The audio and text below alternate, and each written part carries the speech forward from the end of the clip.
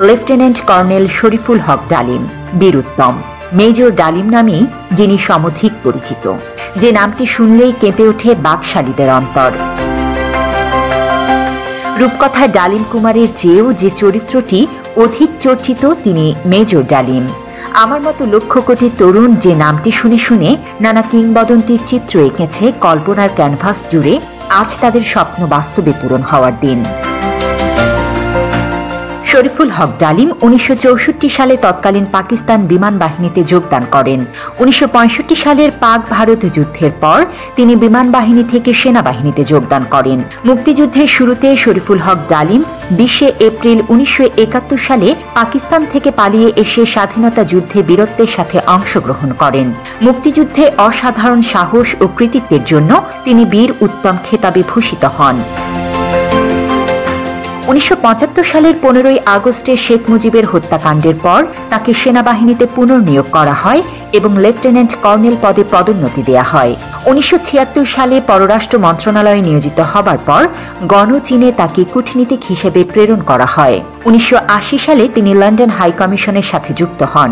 1982 সালে কমিশনার হিসেবে হংকংয়ের দায়িত্বভার গ্রহণ করেন। 1988 সালে রাষ্ট্রদূত হিসেবে কেনিয়ায় দায়িত্ব পালন করেন। একই সাথে তাকে তানজানিয়ার দায়িত্ব দেয়া হয়। ইউনেপ ও হেবিটাটে বাংলাদেশের স্থায়ী প্রতিনিধি হিসেবেও দায়িত্ব পালন করেন তিনি। সোমালিয়ায় যুদ্ধকালীন সময়ে জাতিসংঘের শান্তিরক্ষা বাহিনীর অংশ হিসেবে প্রেরিত বাংলাদেশ সেনাবাহিনীর সদস্যদের সার্বিক তত্ত্বাবধানের বিশেষ দায়িত্ব তিনি পালন করেন। 1995 সালে তিনি সরকারি চাকরি থেকে অবসর লাভ করেন। বীর উত্তম খেতাবপ্রাপ্ত একজন বীর মুক্তিযোদ্ধার নামটি বাংলাদেশের মানুষের কাছে পরিচিতি পেয়েছে 1975 সালের 15 আগস্টের এক ঐতিহাসিক ঘটনার মধ্য দিয়ে। মেজর সৈয়দ ফারুক রহমান, খন্দকার আব্দুর রশিদ ও মেজর ডালিম সহ আরও কয়েকজন দেশপ্রেমিক সেনা কর্মকর্তা 1975 সালে দেশের সত্যিকার স্বাধীনতার সার্বভৌমত্ব রক্ষায় একটি সেনা অভ্যুত্থানের পরিকল্পনা করেন।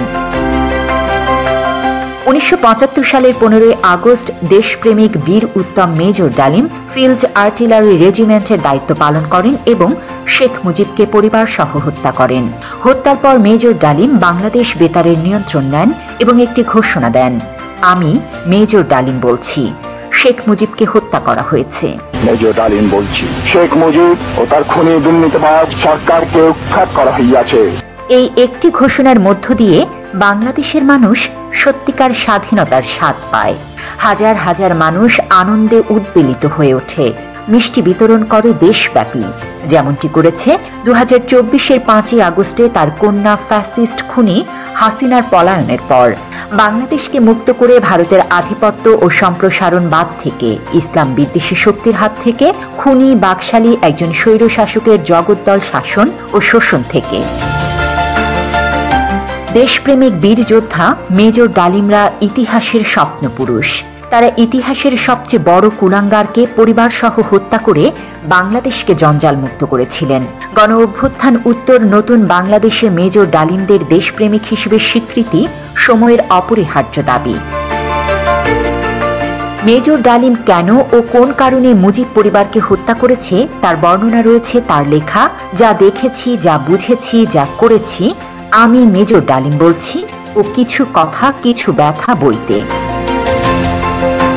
যারা শেখ হাসিনার দুঃশাসন দেখেছেন কিন্তু শেখ মুজিবের দুঃশাসন দেখেননি, তাদের কাছে হয়তো ডালিম অজানা শত্রু।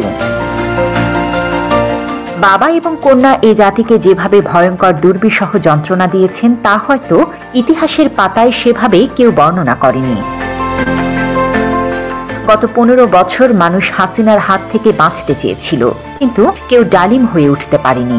75-এ যদি ডালিম ফারুকরা না থাকতো, হয়তো জাতি আজ আরো ভয়ঙ্কর পরিণতি ভোগ করত।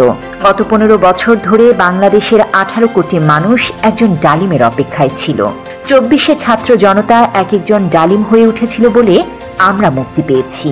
বাংলাদেশের সেই সাহসী বীর আজ আমাদের সামনে।